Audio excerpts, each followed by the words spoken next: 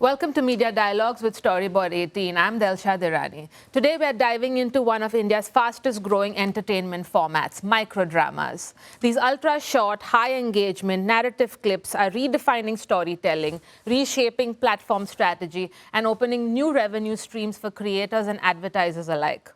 What started as bite-sized entertainment has rapidly evolved into a serious content economy.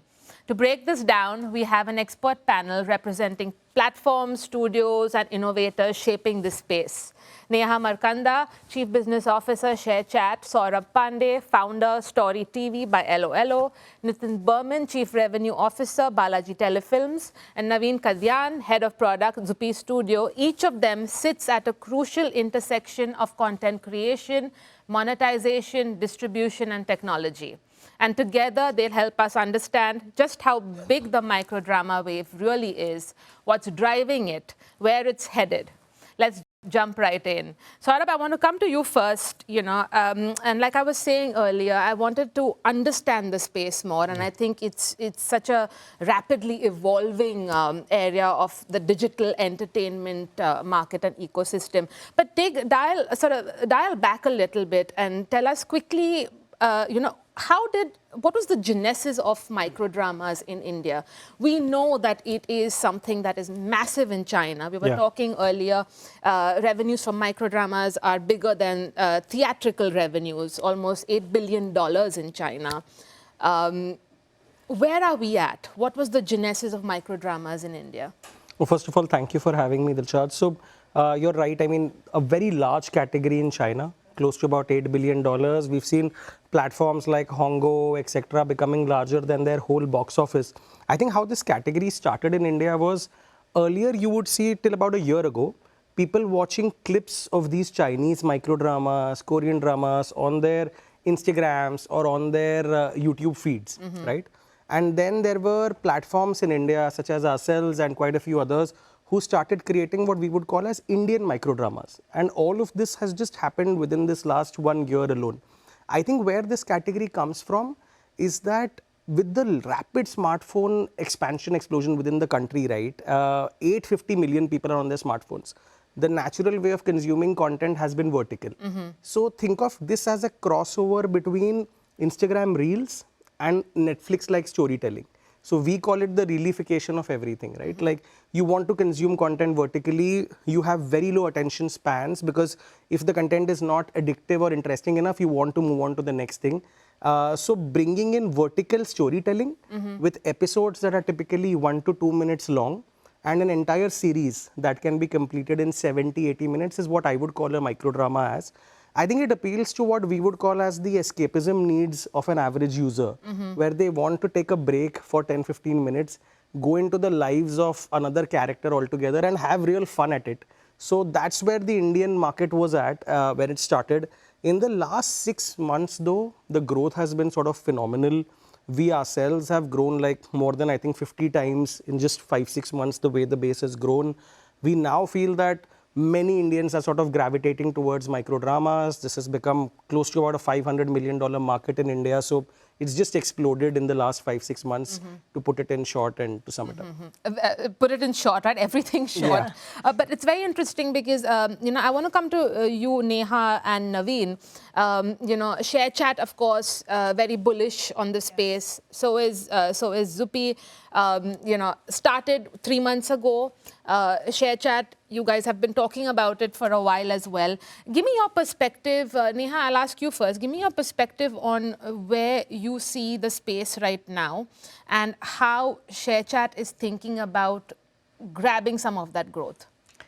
So I think the space is super exciting right now in terms of the fact that the audiences are cutting across multiple genres, when it comes to the kind of content. So of course there is action, there is romance, there is the rags to riches, but there is also the emergence now of regional microdrama and content. And as an organization, that is the space that really comes very natively to us. We are a vernacular social media platform with a massive amount of reach. We've been always short form content, verticalized. So I think that blending is happening beautifully for us on our platform. And we are seeing that scale up rapidly. So in a short period of time, close to 60 million people are watching microdrama on our platforms. But more than the numbers, I think it's the behavior that excites me. And the behavior of binge watching across multiple sessions and spending close to an hour a day on just microdrama. And I think that stickiness of the format, the fact that it is regional, is very distinctive from the other kinds of content that you see on digital platforms. As ShareChat, I think from a growth perspective, Delshad, since you asked, I think the fact that currently around 60 to 70% of microdrama consumption is coming from tier 2, tier 3 markets, I think that will continue to explode. So we see growth coming in from there, point one. Vernacular content really scaling up, we see growth coming in over there. And I think just the experimentation and brands and monetization coming in will power the flywheel. And I think creators, production houses, everyone will sort of figure out ways to grow this even further. Naveen, like I was saying, you said earlier that Zupee has, of course, been contemplating various avenues for growth. And 3 months ago, there was a pivot for multiple reasons, external as well as your own company strategies. Tell me what drove your decision to, go head first, dive in. Microdramas. So we have primarily been a free-to-play gaming company, right? And what we always sort of used to do was sort of track certain behavioral traits or metrics. For example, something as simple as how many action movements are there per minute in a game. That really drove the engagement. And when we started looking at this space, we see something very similar happening. It's the intense, fast-paced storytelling. It's crunched, right? And we started seeing that some of the engagement metrics are very similar to what you see in a gold standard in gaming, right? And that's when you know that you're onto something. And taking that sort of behavior, we've had like close to 200 million registered users on our gaming platform. So we've seen how tier 2 India and really like hinterlands of the country, how they consume certain content. And that sort of built our thesis very strongly, what we want to do in the space. And at the same time, understanding that audience comes, I'll not say naturally, but more like we know the space. And at the same point, vernacular is big. The cultural nuances, they vary a lot from one state to the other, one region to the other. And content is one where relatability matters a lot. So I think these are few areas we are very, very bullish about. Regional interactivity in the content, which is yet to be explored. Some of the formats like reality or different genres which haven't been explored in microdrama. I think this is where the real growth lies. And we are in such early stages, like the industry is booming. It sort of sees that what kind of product market fit is there. Because audience are willing to pay for the content because it engages them. It's not something that they feel, when we say that the real test for Indian consumer is not whether they'll pay rupees 50 or 100, it's whether they'll pay even 1 rupee, right? If you cross that bridge, that means you're onto something. I think this is where microdramas are working phenomenally because users are willing to pay for it, they are willing to renew it, and they are demanding more in terms of what they want to see.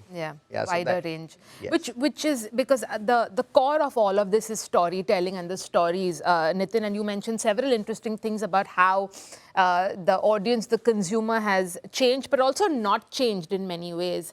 How would, maybe this is a slightly more zoomed out view about what's happening in the content space.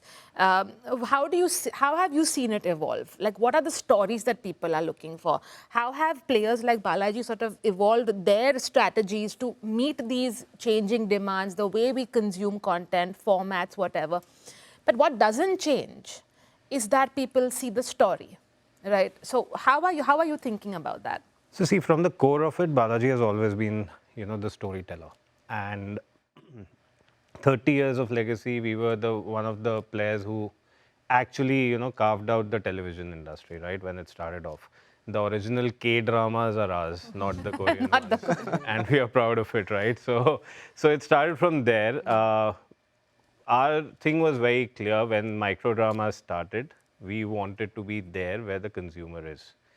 right? And it's not that vertical is something which is just come in 2-3 months or 6 months back. It was always there with reels and shorts. Unlike in China, where they have their own apps only. You know, you have all Instagram and all is banned. So they developed something which is an alternative, and they were able to do storytelling over there, which became a massive success because of the size of the population of that country. Now, when it comes to India, again, we are one of the biggest in terms of population, right? And entertainment, we've always, you know, there was a dialogue which says, "Hamari movie ka hi hai, entertainment, entertainment, entertainment," right? So, audience need that. Now, what is the core of it? Storytelling. Now, you can give it in terms of movies, in terms of TV shows, in terms of microdramas.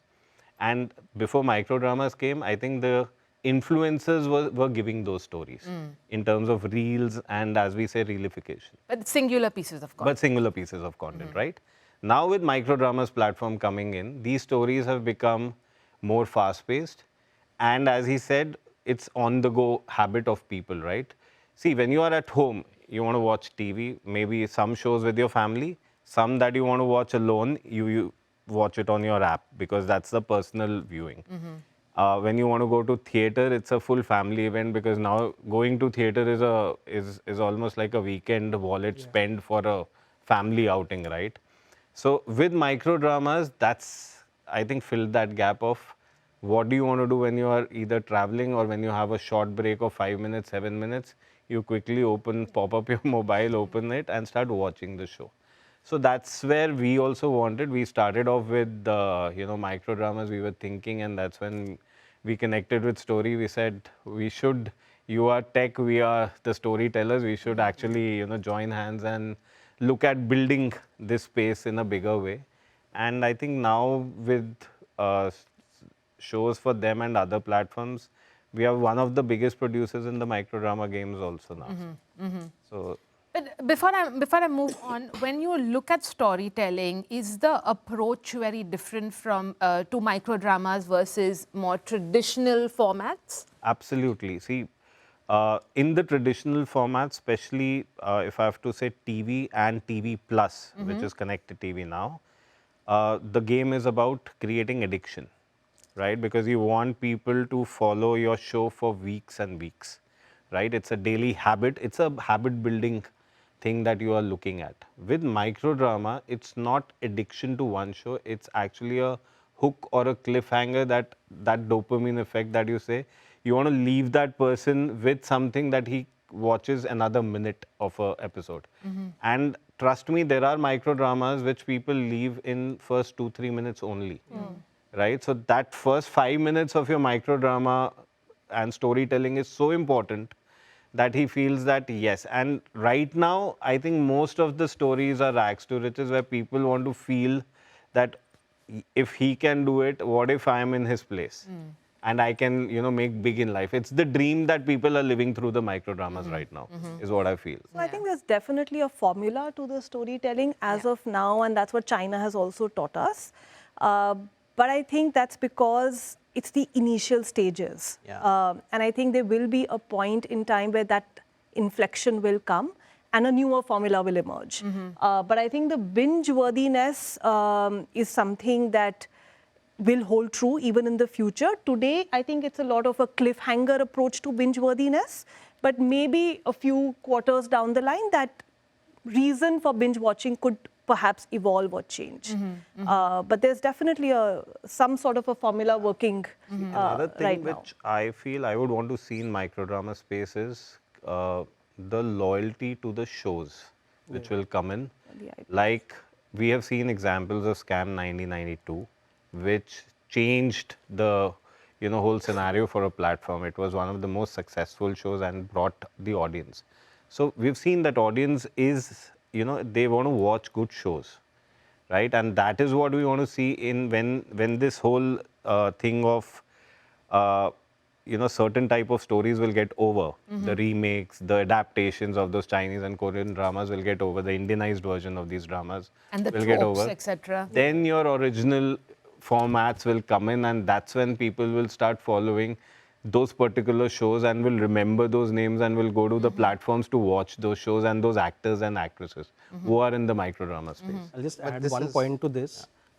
we created a show just exactly on this point, where the show was created keeping in mind the classic microdrama audience, right? It was a corporate drama, kept in mind that there's a dopamine or there's a cliffhanger coming in every minute. It was called Hacker King. A very prominent TV actor called Jay Soni starred in it. In about 2.5 months of airing, this show has now crossed 100 million views on Story TV alone. And we are now producing a sequel to this, where the audience was so, addicted to that show. They said, we want the entire story arc of this character. What happens when he moves to the other organization? Does he still face any corporate politics? What happens to this life? So this point of IP, the biggest reason why OTT survived that long is because IP would be created and it could be repurposed. It could be created into more series, franchises, etc. Right.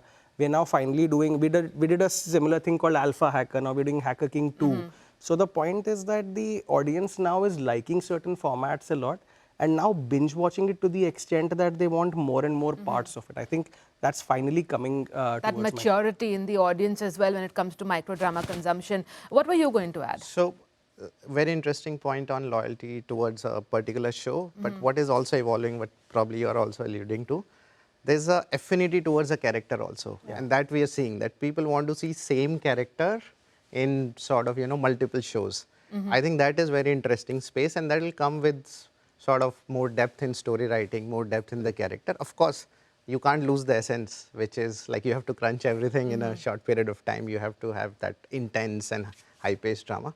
But this is, and I'll give you one example. There's this international player, very big in microdrama space. They have these AI chatbots, and you can talk to a character, and that character plays the role, like in a particular show, and they tell about the background of a particular sort of what happened, what is the background of that story, why I acted certain way.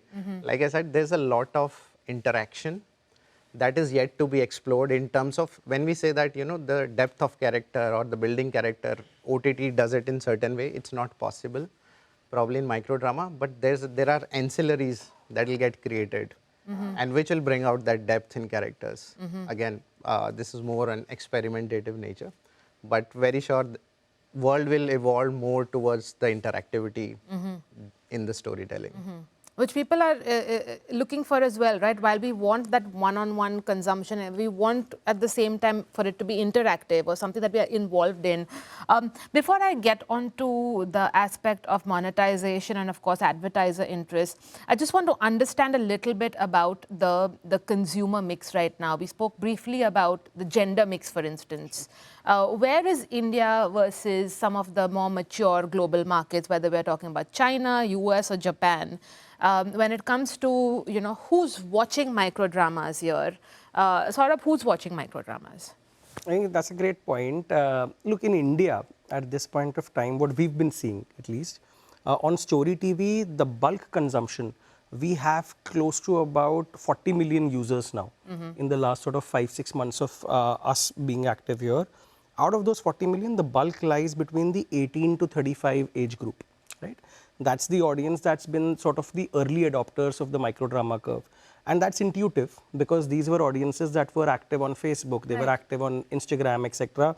And what we've also realized is that there is net new time being spent on the smartphone as well. So some part of it is time that is being borrowed from the erstwhile short video, etc. platforms, and some part of it is new time coming into these drama platforms, etc. So that's one.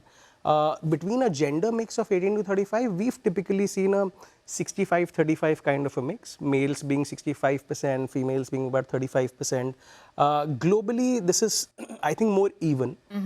When we look at global platforms in the US, in Japan, in China, I think it's still more and more even. In India, because of the smartphone penetration still being a little more male skewed, that category has sort of blended itself very well within that audience. But what's very interesting is that this ratio used to be 80-20 some time back. This has already become 65-35.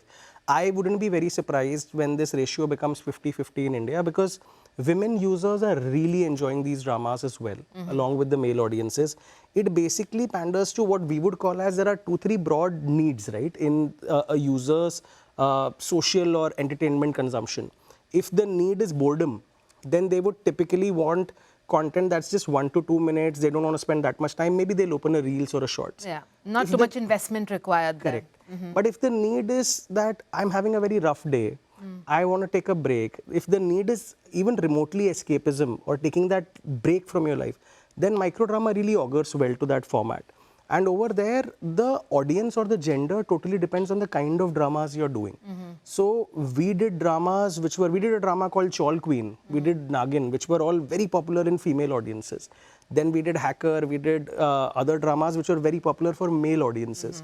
So I think it's still very early days, but the Indian market is sort of shaping up in a way where there would be a better gender balance. And one very right point we were making on the panel, most of these apps are on SVOD, that is subscription, right, for the normal users, that you typically take a subscription package which will cost about 100 to 200 a month or 300 a month depending on the platform. Now this audience also has some UPI awareness because they've transacted on commerce platforms, they probably have bought something on a gaming or other platform, so they know how to transact digitally. So they've sort of been like the early adopters, but I actually feel that this market will become much bigger. It can go to as high as 500 million Indians in the next sort of 3-4 years itself. A very quick trajectory there. Nitin, you mentioned a couple of interesting anecdotes earlier, whether it was on Nagin or the experience you had in a local train and just watching people consume. How does that impact, the stories that you chase, the stories that you put money on? Tell me a little bit more about that thought process. See, when it comes to commissioning model, right, a lot is decided by the platform. What kind of stories do they want? Like we are working with now I think most of the platforms who are into microdrama space, including the OTT platforms who are now opening up their microdrama vertical within their OTT app. Like Amazon. Like Amazon, like Hotstar is planning, and then of course Bullet is there, part of Z5, and the standalone apps like Zupee and Story and others. What we've seen is most people, of course, as male-driven stories right now are part of their plan, and escapism is part of their plan. But there are certain platforms, as he rightly mentioned, since the mix is changing, they're working on female-driven stories as well. And these are those stories which are, especially those teen, school, college dramas, love dramas, is what is the requirement which is now coming up. So that is there. You definitely see, since we are story creators, we are storytellers. When we travel, we also try to look around people. We talk to people. What are their habits? And so in one of those discussions, I actually happened to ask one of the cab drivers, that what shows do you watch? Do you watch TV shows? Do you know us? So he said, yeah, I know Nagin. It's like, Nagin, but where have you watched that? He said, like this. I was like, Nagin, it is a TV show. It doesn't come like this. And there was, I remember Saurabh's, LinkedIn post where he said first hoarding in Bombay, which was a Nagin hoarding. And I was like, this cabbie has watched Nagin, not ours, but on Story TV. So, and that's when after which, and it's that after then that. we tied up formally to say that now let's just do shows exclusively together. So after that, we actually did shows together. Yeah. So, but yes, people are watching microdramas. I think somewhere what we saw was among the creators, a lot of creators are also turning into actors now. Yes. I think somewhere that saturation had come where what next to create to keep the audience engaged was becoming difficult for independent creators, right? So because it's not an easy job to keep creating videos and videos and videos And staying relevant to an audience when there are thousands of creators Absolutely. coming into the market every day. Somewhere this microdrama has given that, most of the influencers are acting now in microdramas because it's an easy fit, and somebody else is thinking the story for you, somebody else is shooting for you and doing the whole production bit for you. So it's easier for them to move into this space and start, using their talent over there. Yeah. I think that's working nicely. And leveraging their audiences as well, the creators. Neha, you wanted to add something? No, I mean, just to build on that point, that creators are really creating magic with this format, no doubt. But it's also interesting for me, and I think it's a bit of a lead indicator, that a lot of the TV big faces are taking to microdrama as a format. So, we've had on Quick TV and ShareChat Network, Karanveer Bohra, Aman Verma, Hiten come in, and those shows have garnered multi-million views at the outset. Equally, there will be a show like, Teen Sahibzade, which is over 100 million views. So, I think it's very interesting that there is a story that is pulling through and appealing to audiences. There are TV actors who are coming in and participating in and wanting to stay relevant. So I think that this whole, the way it's emerging right now, and the speed with which newer shows are getting added by both cohorts is very interesting. Neha, interestingly, you as well, you've come from major global platform to homegrown major platform. Yes. How did, and it hasn't been that long, so from that view, when you were looking at the space, what were they thinking versus what ShareChat is thinking right now? There's also, of course, ShareChat has been very bullish on the whole regional language, that push there. So compare those two views, from the global platform view versus, the homegrown platform view. I mean, look, the global platforms come with their own stature and strength and credibility. And I think what appeals to me about where we are today, about a homegrown platform like ours, is I think just the way all the forces and the formats are coming together. I do believe vernacular is going to be a big turning point in India's digitization journey. I think content, so far, I think people have looked at digital platforms for better targeting, better measurement, more interactivity and engagement. But I think the contextual storytelling angle was probably a bit sporadic. Now with microdrama, I think that gap has also been plugged. And microdrama, particularly as a format, I think brings in the best of all the different formats that digital platforms had to offer. It's snackable, it can get multilingual, it can get measured, it can get tracked, it can get interacted. So I think it's short form but long form storytelling. So I think everything. Yeah, if you think about it that way, yeah, it's been an age together. Yeah. So I think everything existed in different platforms and in different kind of content formats. I think this brings in that beautifully together. The global platforms, because they're global, will not read India that quickly and that well. And when it comes to storytelling, you really need to have that cultural context and the pulse of the market, which I think a homegrown platform can innovate, can respond to the market needs far faster. So I feel that change is very, very fascinating and interesting for me. And I think collectively, we're all scratching the surface on microdrama. And I do feel as monetization comes in and brands participate in the storytelling, we could be looking at a completely different way in which content gets created.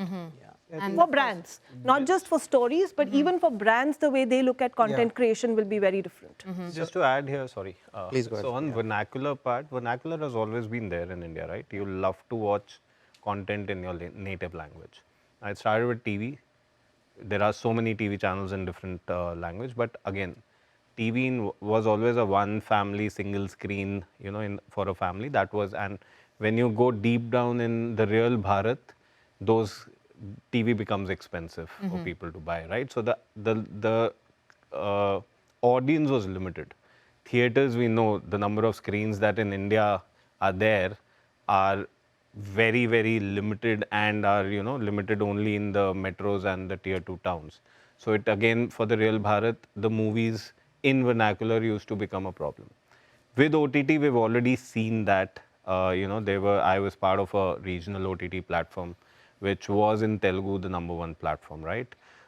Competing with all the major MNCs who had come into India, because the only thing was we used to understand the regional requirements of those audiences, right? The content was curated for them, not sitting in Bombay being curated for different people. So India has always been it's like United, countries of different languages. Absolutely. With microdrama, the best part is mobile is there with every audience. And it's a privately viewed content. So the moment you create it in their language, be it Hindi or be it any regional language, we've seen success for apps like Stage in Haryanvi, Rajasthani, and those dialects as well. So the moment you start creating it, people will adopt because now it's in their hand. They Right. don't need a fancy big TV to watch it or go to theater to watch vernaculars. I think vernacular is going to be a big play in microdrama space for sure, other than Hindi. Yeah. So we are quite convinced that microdrama will be much bigger than OTT in our country, hands down. There are reasons for it when you think about it. One is the accessibility and cost, both on the user side as well as on the content side. So access on mobile first, of course, you cater to everybody, not just family time on a TV. On the content side, because the focus is on the story and how it's rendered quickly, the production costs are much lower. That will change to an extent, but they'll not still blow up to the level that we've seen on OTT space. So today, and most of the OTT platforms probably are producing 2 originals a month, right? So that limits the number of experiments you'll do on the type of stories you're producing. On a typical microdrama platform, that number is approaching 100. In China, it's 400 per platform, right? So your experimentation speed is much higher. The second reason, because of these forces, you'll see the amount of consumption just in number of hours will surpass OTT. If you take out sports, hands down, the number of hours watched on microdrama will be much larger in our country. Already is actually. Already is. And second point, in terms of number of subscribers also, right? Netflix highest selling plan is mobile first, right? And the same way, if you cater to the larger audience, if you're able to produce in vernacular, high relatability to every type of audience, just because you're producing that much type of content, you will be able to have a much larger base to cater to. And I think third piece is, which we are yet to reach as a country, is to sort of evolve to advertisement first or pay-per-view model. Today, subscriptions are working beautifully. But as the size grows of the industry, the easy access is always that I'll watch ad and I'll still be able to consume, right? I think these are 3 pillars which, like, the forces are aligned in terms of to make it like really being the next thing in entertainment. I think one of the reasons why, just want to add one point into this OTT behavior. On OTT, whatever is playing at your home may not necessarily be your choice, because there's like 4 or 5 family members. TV is a very democratic sort of a piece, right? Like the eldest member of the family may want to watch news. Somebody else may want to watch another serial that you're not really interested. But your smartphone is very It's kind personal, of a thing. absolutely. It's absolutely personal to you, which is, I think, one of the reasons why what we've seen. And when we did a lot of user calling, we would talk to people who are spending on an average 150 minutes on the platform. We're like, "Aap itna time dekh rahe the, what were you doing?" They're like, there's people in the family who are watching their own shows and they're watching content. They don't relate to that anymore. They say, I want to watch something which is my space, my entertainment. And that's one of the reasons why, by sheer distribution, why microdrama could outpace OTT, even Bollywood already for that matter. Like Bollywood is about a $2.5 billion market. I think microdrama could cross that in about a year and a half if we continue growing at this trajectory.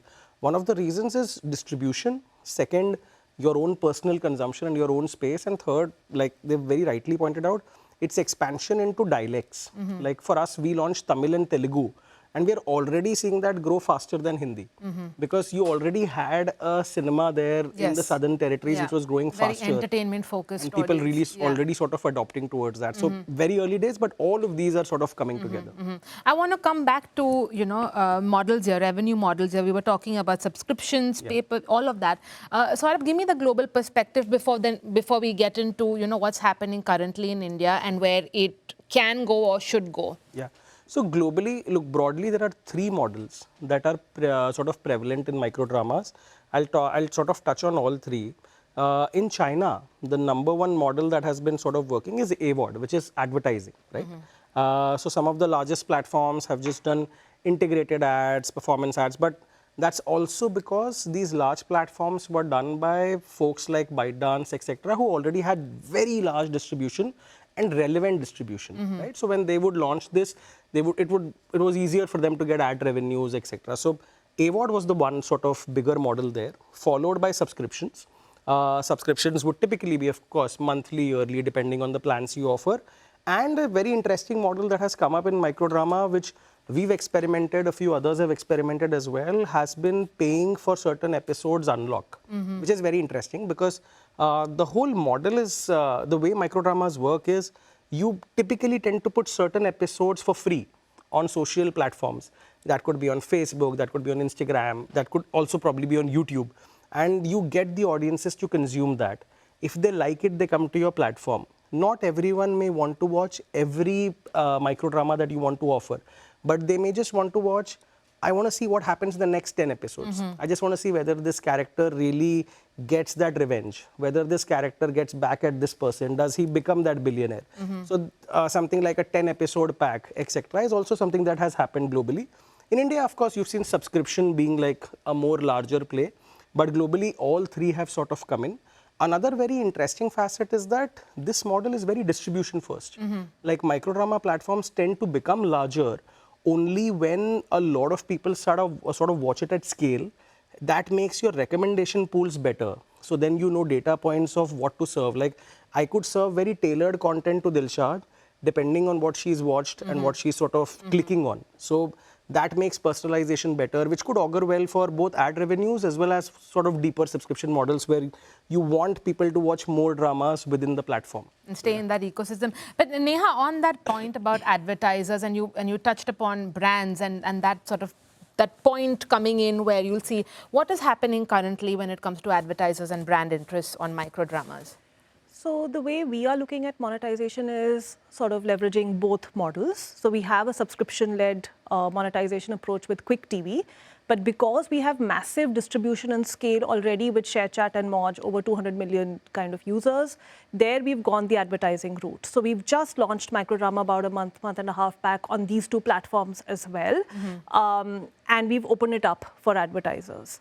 Some brands have already participated in this, journey with us. Give me a few. So there's Dabur, Excite, Panurika, folks like that. And I think what excites them about this format, more than the names, I think it's why are brands participating. And I think brands are participating because they are realizing that the contextual placement for their brand message is probably far richer than anything else, any other digital format today offers. And that is resulting in better metrics like view-through rates. So the contextual placements is working for them. They're finding that effective. Of course, very early days yet. But I think that hypothesis and theory is something that we look to, kind of build and deliver for our clients. The second part, I think, is a lot of brands want to look at innovation and disruption and try and look for that interactivity, look at a certain category of audiences and, engage with them far deeper. I think microdrama is ticking the box even for them.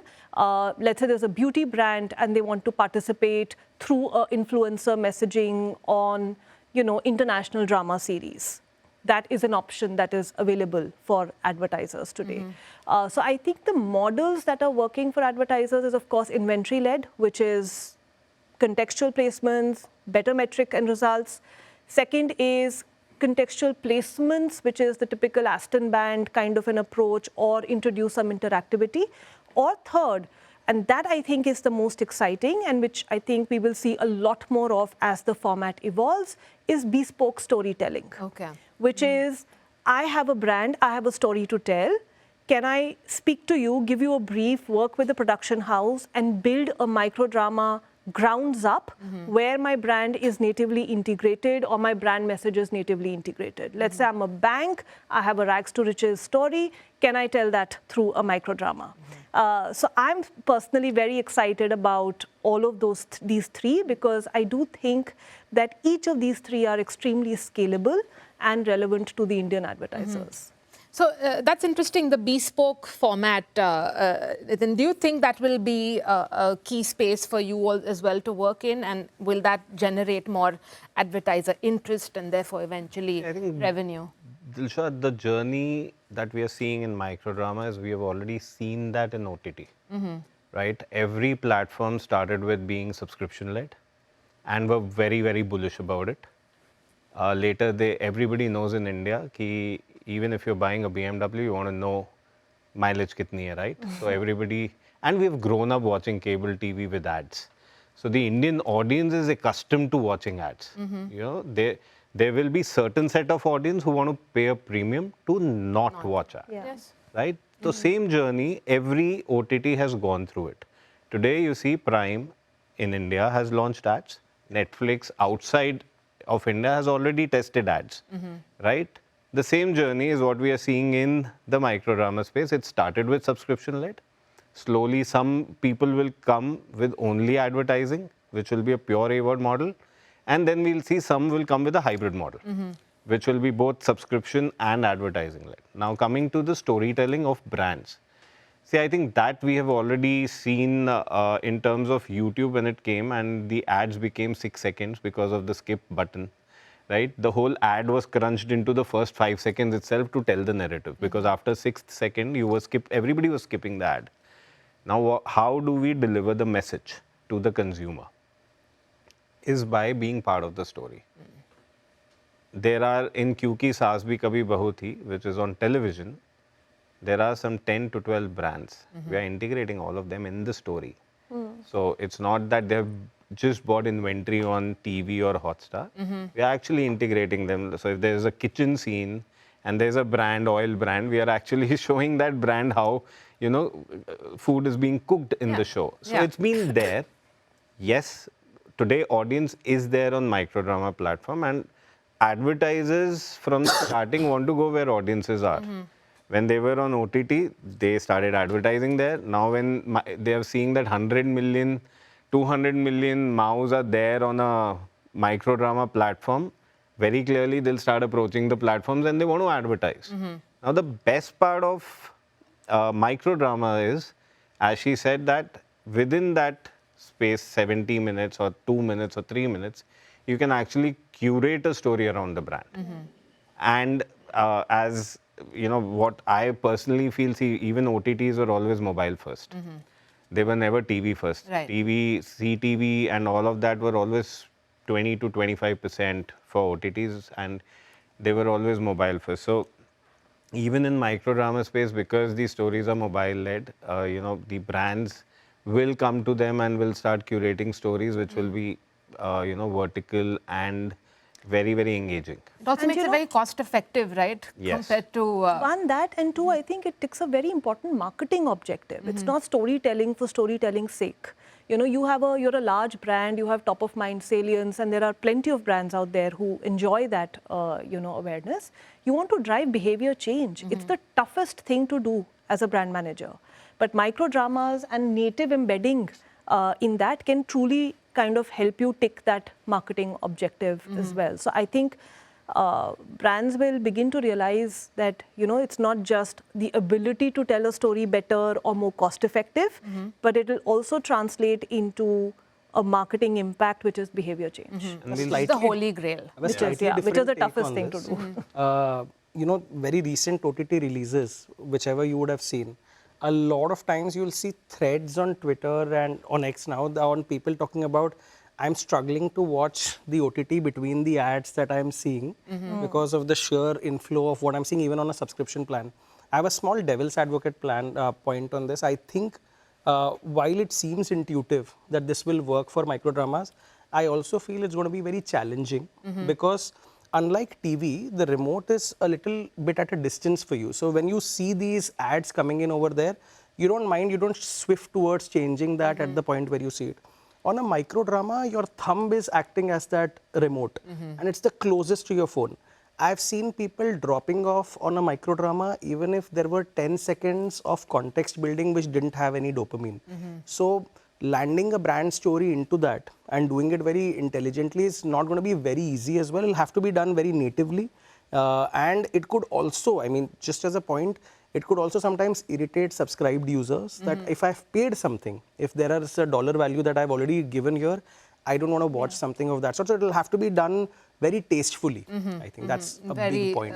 Like you said, very natively, and Yes. especially in this time of, we're talking about the microfication of everything, right? Users expect a certain thing within a certain band. But just quickly, we're running out of time, but I quickly want to touch upon, some of the, the challenges that brands and advertisers will face. And one of the things that we briefly touched upon earlier also was, the perception of the kind of content that is perhaps on some platforms, whether it's the titles, Yeah. we would like to call it edgy content. It's the factor of obscenity. The perception is that microdramas, the platforms host a lot of obscene content.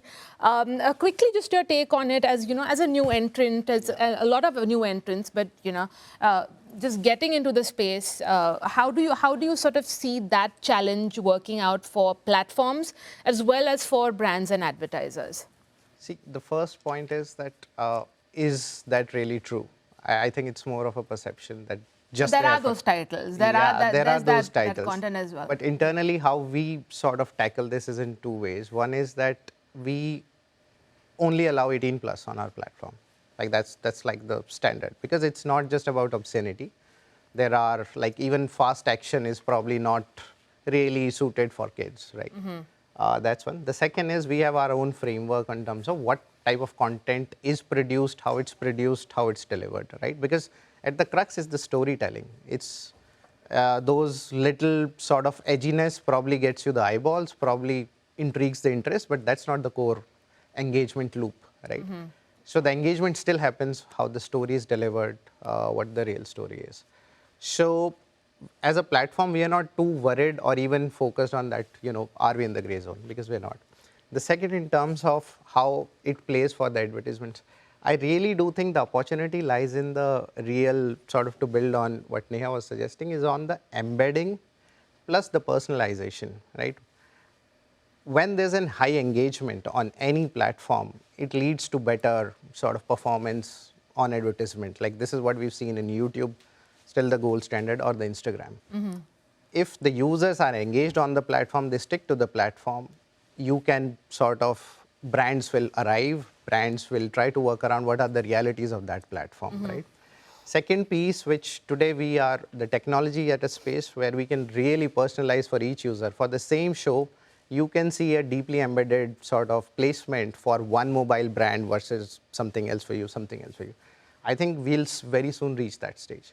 So I think it's the, again, economics pull out, the reasons to believe in a platform or in a new industry. I think that will happen very soon. But again, to tackle how do we make sure that we are not touching the sensitivities across the board. I think each platform will find their answer. There's still guidelines that are, IT Act has clearly laid out, some of the sections there. Yeah, but so I think platforms routinely flout those guidelines as well. We were talking about it earlier briefly as well. Yeah, but like I said, it's like we know how we operate. It's very clear what kind of framework we have internally, what kind of audience we want to target. Because at the end of it, you don't want to do it one thing. Like this industry will stay. We are building for 10, 20, 30 years, right? So we take our reputation very seriously. Yeah. So yeah, like I said, it's how strongly your own measures us, that will determine how the platform will shape up. I want to get quick closing remarks on, if I were to sort of say right now, is India a sleeping giant in the microdrama space? Maybe we can just, start with you. I mean, what's your response to that? We are not sleeping. I think we are running way faster than what everyone or general audience is aware of. Like I said, microdramas will be way bigger than what OTTs have been for our country. Because of several reasons, and it will be very exciting. The formats will evolve, the storytelling will evolve, and there will be a lot of technology play, especially on the AI and interactivity side. Yeah. Nitin? I'll have a different take. India has always been the biggest market for anybody, right? So we're not sleeping for any market. We can change markets. In fact, we can be self-sufficient if we want to and start developing Instagrams and WhatsApp on our own. Swadeshi social. Swadeshi, absolutely. We can be. And but for me, microdramas will coexist with the other formats. The biggest challenge which microdrama is going to face and which we need to answer is one, there is a production limitation in the vertical, the way you shoot it. You know, there's much more that you can shoot in a 16:9, and you just need to turn your phone to watch that. Whereas in vertical, the framing is very different. You know, you have to be up close, the number of characters are less. So that storytelling, how will it improve? How will it evolve is going to be very, very important to see. Second, the original storytelling. Currently, we are all running, and if you open up any platform, there are stories are almost similar, right?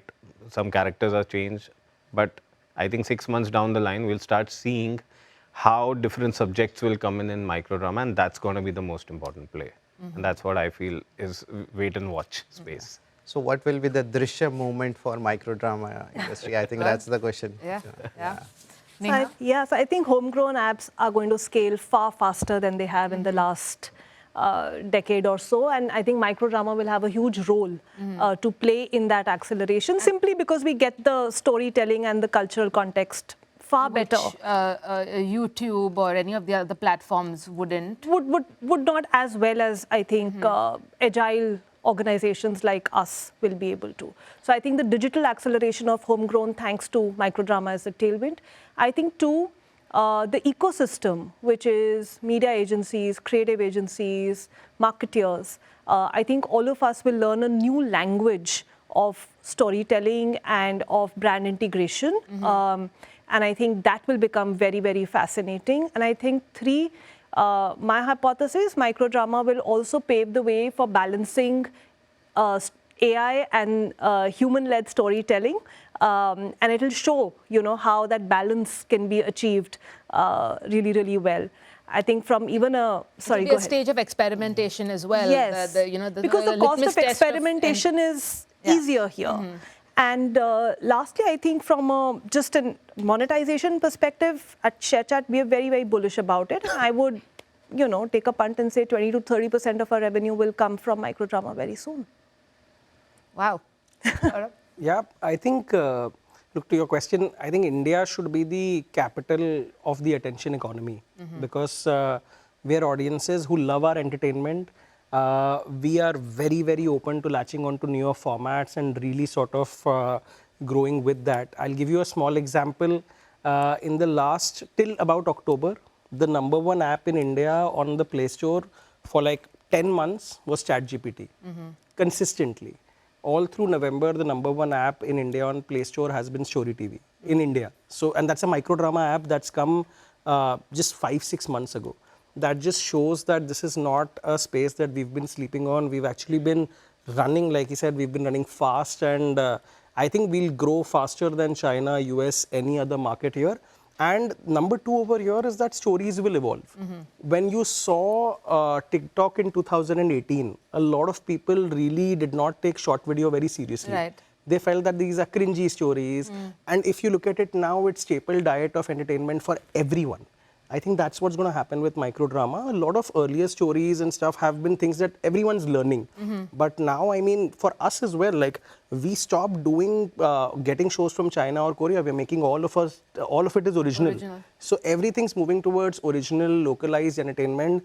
And I would actually like to say that this is going to be the biggest category where media entertainment will see a big disruption.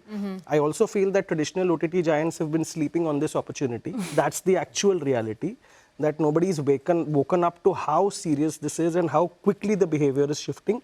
And you'll very gradually see this becoming mainstream entertainment for a bulk of people. It's already there. Like if you watch people outside, you will see somebody watching a microdrama in their break. And the microfication of everything will be a real term in the next sort of 1-2 years. Well said. And we probably will see major stars as well in microdramas, right? You were talking about influencers in microdrama content, but absolutely. I mean, you can't be sleeping on this opportunity for sure. Thank you so much. That's all the time we have today. I mean, there was so much more to explore, but I want to do this again.